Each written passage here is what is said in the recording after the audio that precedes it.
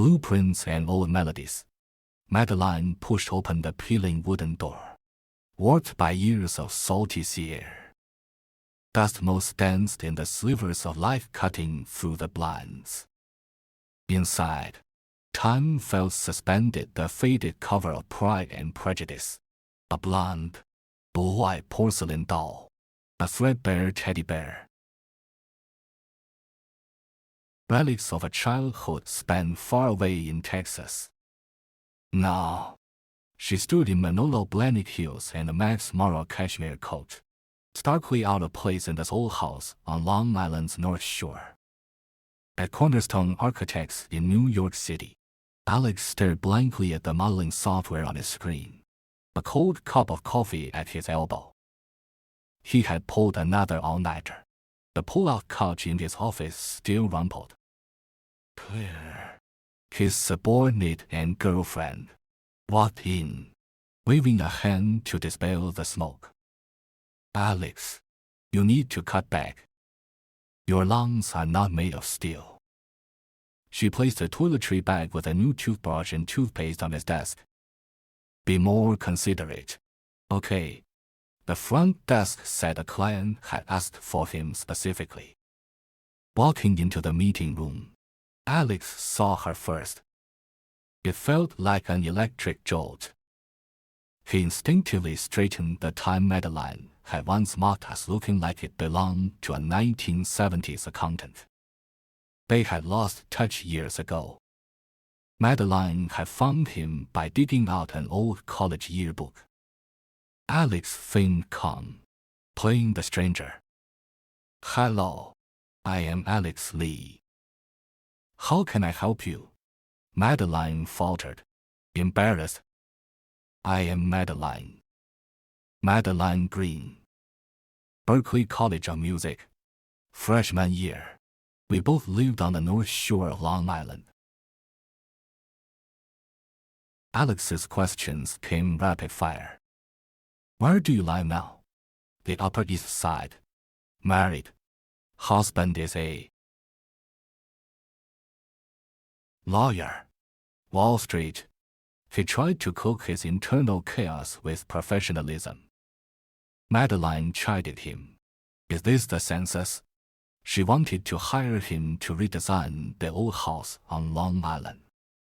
Alex instinctively resisted. I am just a senior associate. Taking on private projects needs sign-off from David, the partner. To his surprise, David was enthusiastically supportive. Alex, a client is great news. This is your first start-to-finish solo project. Knock it out of the park. On the trip to survey the old house, a tinge of unintentional sharpness crept into Alex's tone. Why would Mrs. Green from the Upper East Side want to renovate an old place way out here on Long Island? Too much money burning a hole in your pocket. The words stung. Madeleine nearly spat her reply. Yes, I have money to burn. Got a problem with that? She stormed off towards her Porsche, leaving her keys and phone on the measuring table. Alex ran after her to return them. The collaboration was sealed in this awkward truce. The house was 30 years old, but its bones were good. Madeleine's father had started expanding it himself, until illness forced him to stop. The house was a vessel of memory. Pencil marks on the walls still charted her childhood growth. In the small concrete pool in the backyard was the imprint of her 6-year-old foot, preserved from when she had stepped into the wet cement and cried. Alex's design proposal came together quickly, but his presentation was full of terms like negative space and deconstructivism. Madeleine cut him off bluntly. Speak English, Alex.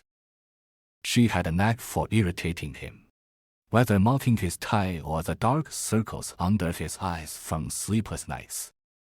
Claire asked curiously, You studied architecture. She studied music. How did you even meet? A memory flashed back to freshman year. All architecture freshmen had to take Introduction to Architecture.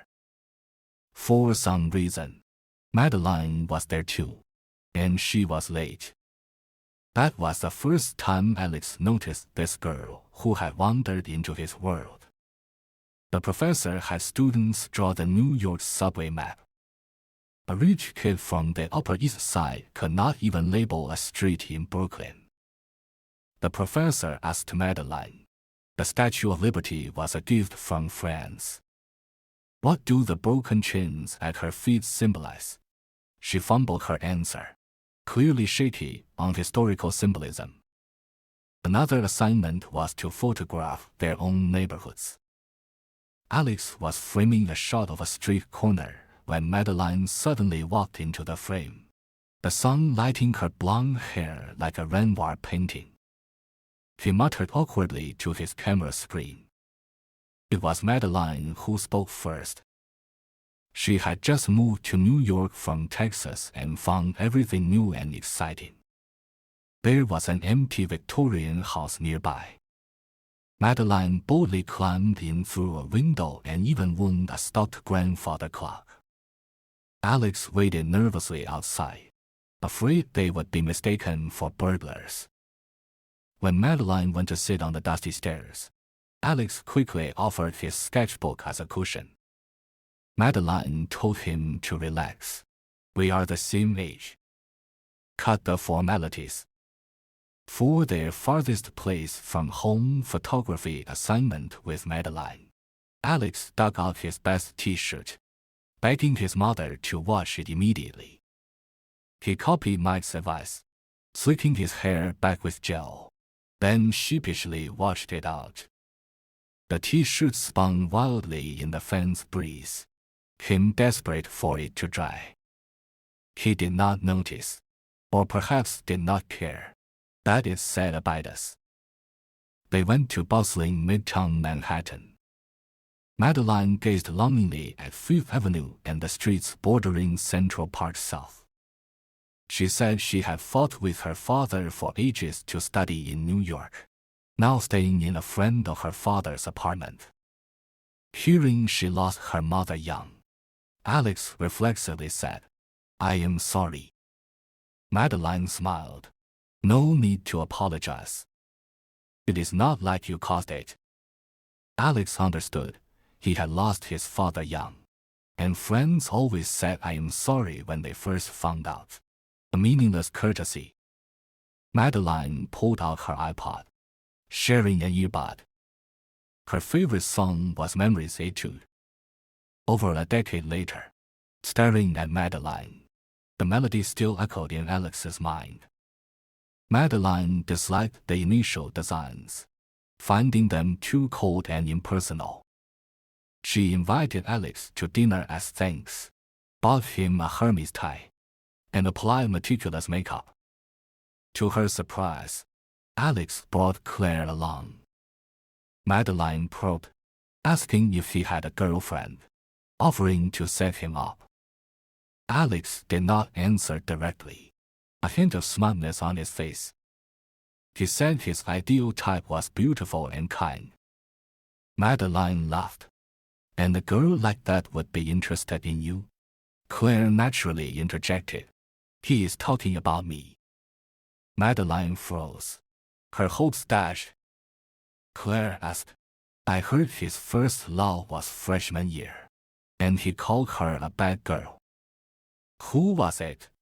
Madeleine pressed. Yeah. Who was the bad girl?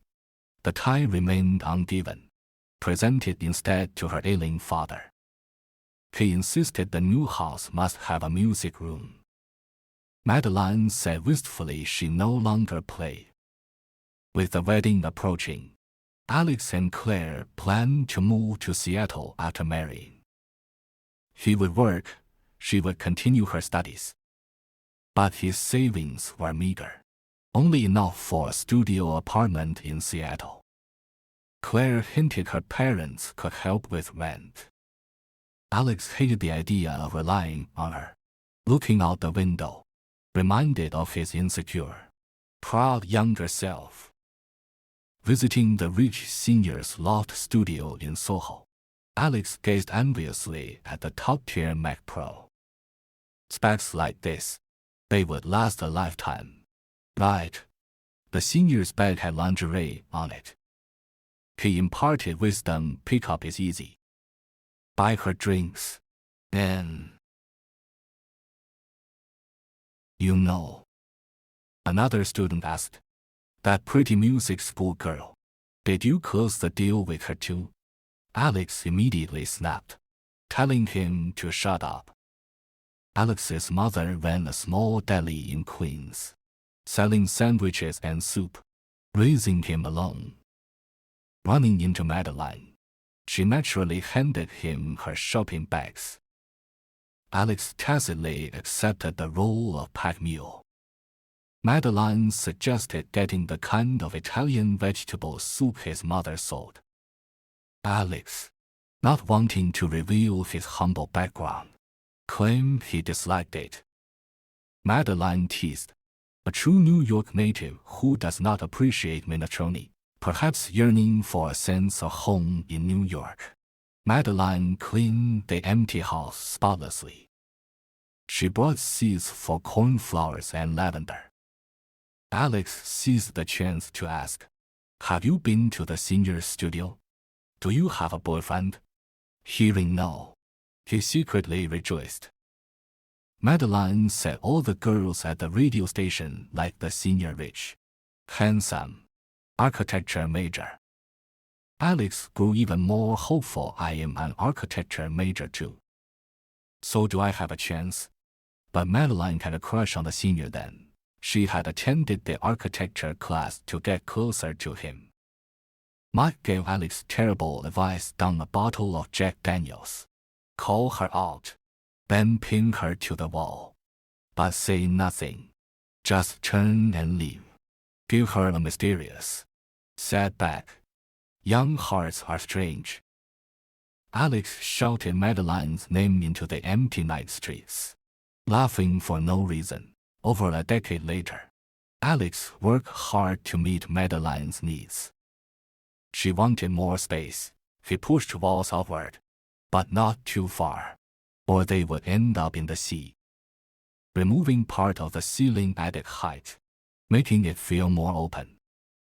Passing the local elementary school, Madeleine remembered Alex promising to meet on the first snow day. Now he stubbornly denied it. But when Madeleine sat down, he still habitually pulled out his notebook for her to use as a cushion.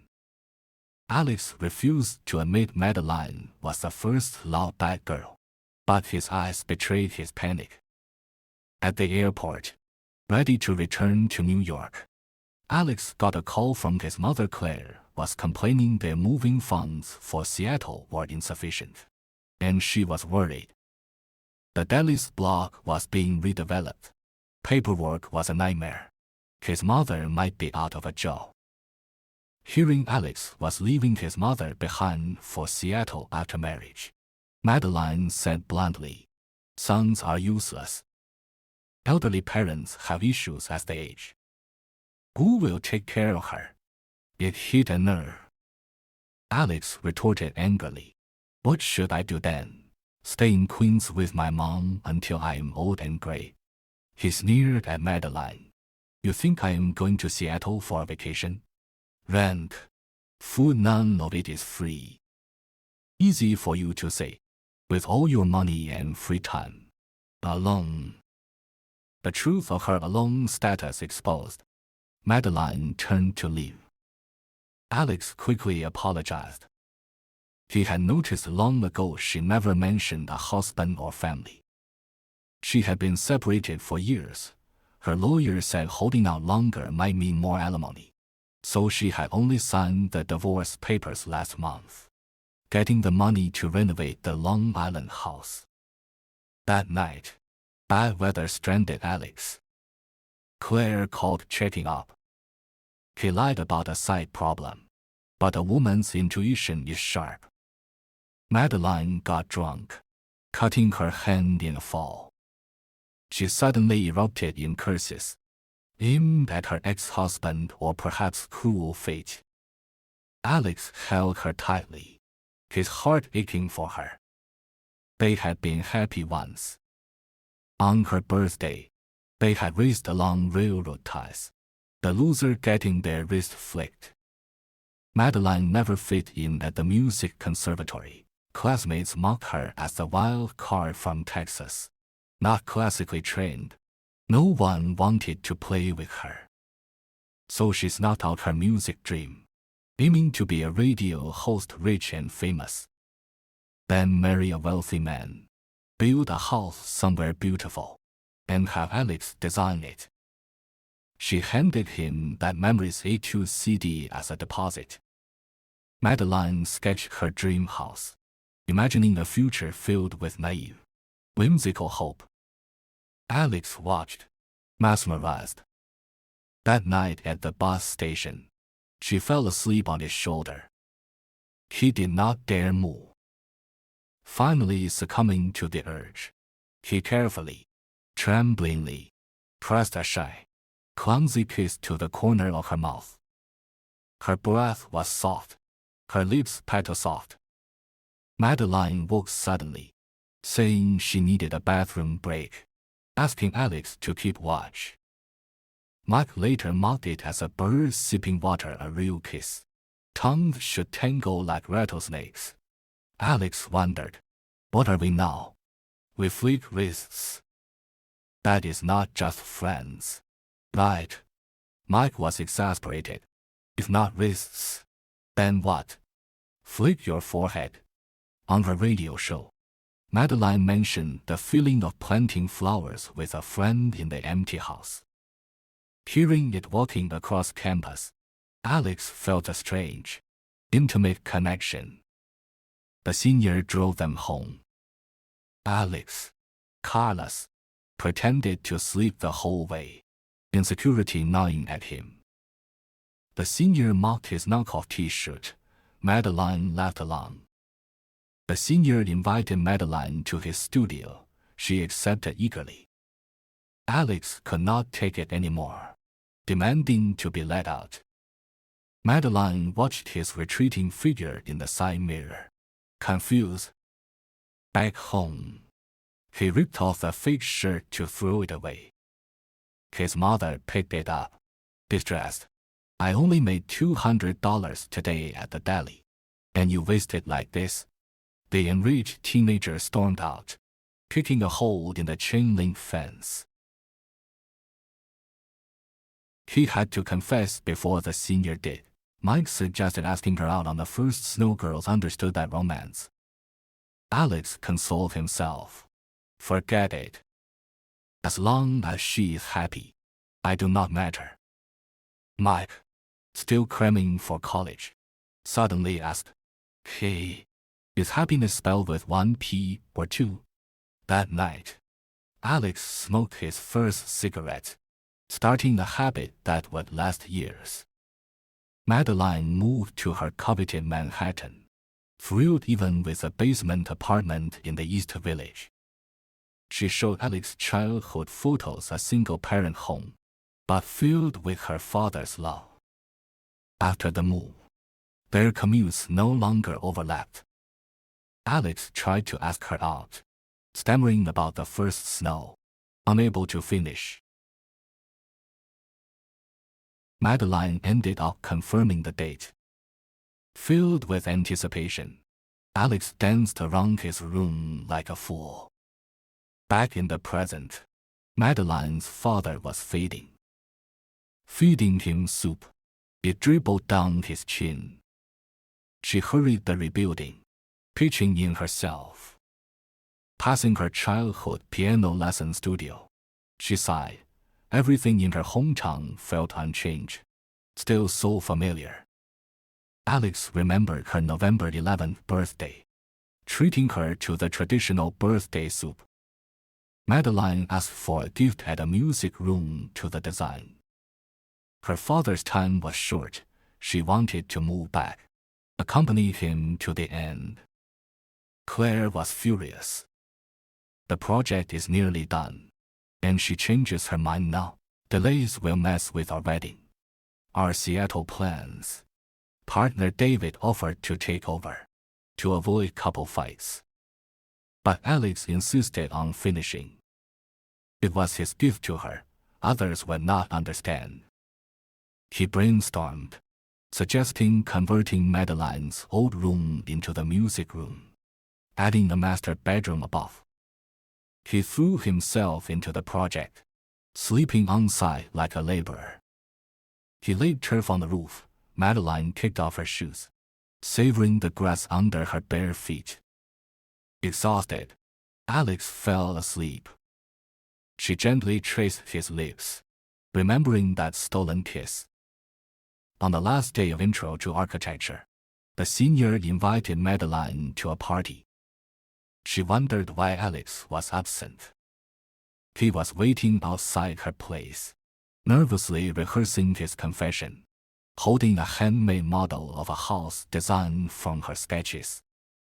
At the party, Madeleine tried calling Alex. He got the text but did not reply immediately, thinking he would see her soon. The senior handed Madeleine a strong drink. She hesitated, then accepted. The senior took a tipsy Madeleine home. She was still aware enough to push him away twice when he tried to kiss her. Hiding around the corner, Alex saw it all. He could have stepped out, pretended to be passing by, helped her inside. It would have been easy. But his cowardice and insecurity, convinced he was no match for the senior, made him stay silent. The senior helped Madeleine into the basement. The light went on. Alex listened at the door. Silence. He left in despair, trying to hail a cab to Queens. The driver refused. Queens this late. Too far. Just a river apart. Yet it felt like a class divide. Alex's stubbornness flared. He clung to the door. The angry driver punched him. That night, he walked home. Mike comforted him. Forget a bad girl like that. When I get into college next year, I will find you a hottie.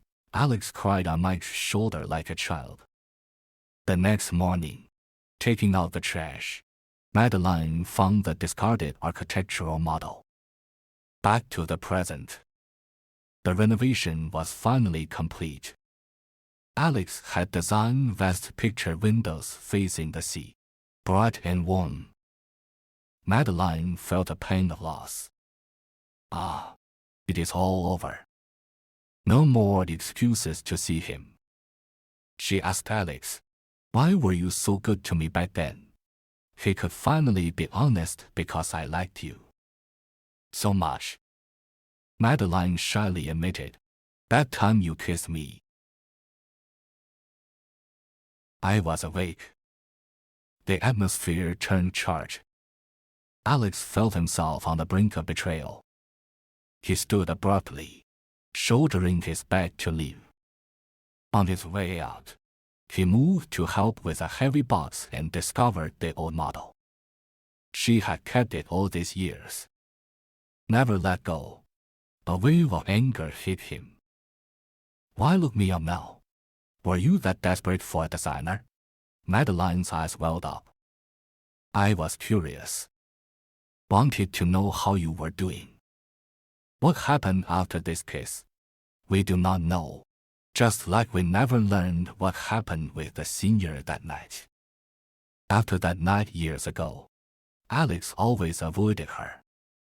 Madeleine demanded an explanation. Alex returned the CD, saying he did not even own a CD player anymore. He severed things with a simple, brutal phrase, "It is over." Back in New York, Claire tried on wedding dresses excitedly. Alex was distracted. Madeleine showed her father photos of the new house. One was of Alex. Her father asked, "Who is this?" Madeleine, crying, answered, "Just a friend," before leaving for Seattle. Alex's mother made him his favorite childhood Italian vegetable soup. Remembering Madeleine's words, he hesitated. Should I really go? Leave you alone? Maybe I should stay. His mother told him not to be silly, handing over her life savings and the redevelopment compensation. Alex was racked with guilt. His mother had worked hard her whole life. She should use this for a better apartment. She said, I am used to it. Where I live does not matter. I will stay here until I die. The fridge was still packed with leftovers. Alex suddenly noticed the knockoff t-shirt his mother was wearing it as loungewear. She had never thrown it away. The weight of his filial failure crushed him. He sat by the door, smoking in anguish. The band section of chain-link fence was rusted. He tried to force it straight, but it was useless. Like that aborted first love, some things cannot be fixed. That first snow day years ago, Madeleine waited in the empty house. Makeup perfect, from dawn until dark. Alex hid at home in bed, crying, the teenager in him still holding a grudge.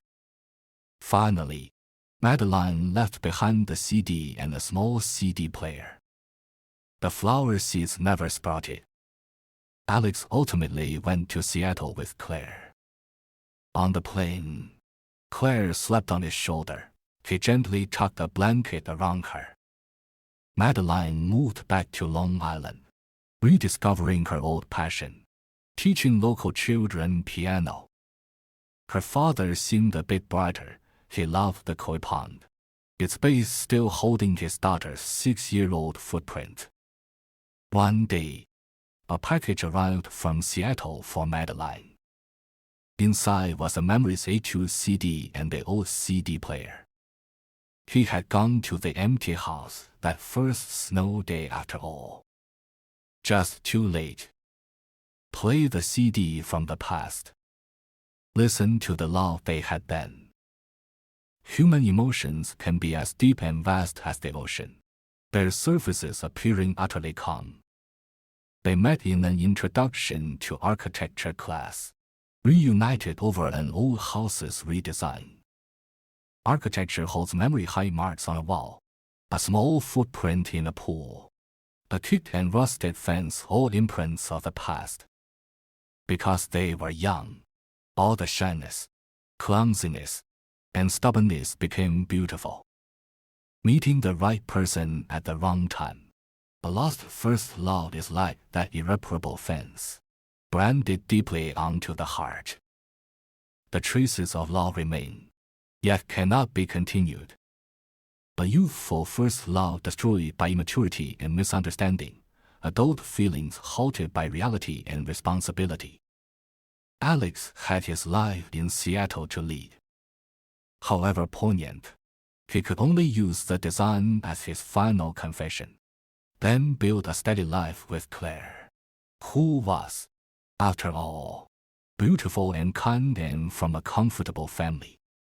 Poor and insecure in his youth, just a regular employee in a big firm as an adult, powerless to change his mother's life. Even needing her help, this helplessness defined his life, making that fragile, pure, fervent, yet unfulfilled first love especially precious. He would probably never love someone like that again. The old house's redesign was like an etude of memory. Once completed, the past was truly laid to rest. Alex moved to a new city to start over, even returning the CD and player, saying, "Let the memories stay where they belong." In contrast, Madeleine, having experienced a failed marriage, chose to return to the old times, to her old dreams. As a girl, she yearned for Manhattan's bustle. Even a basement was fine. She wavered between the senior and Alex, but going to the empty house on the first snow showed her choice was made. even if she failed to decipher his sensitive, insecure heart, becoming his bad girl. Would they have been happy if they had gotten together back then? Probably not. She would not have had the Upper East Side apartment, the funds to renovate the Long Island house, or the means to calmly care for her father at the end. She achieved what she initially sought, but the human heart is restless, acquiring material comfort, then longing for the lost true love. But where in this world can you have both? The sea continues its eternal tide, like those murmuring memories forever buried deep in the heart.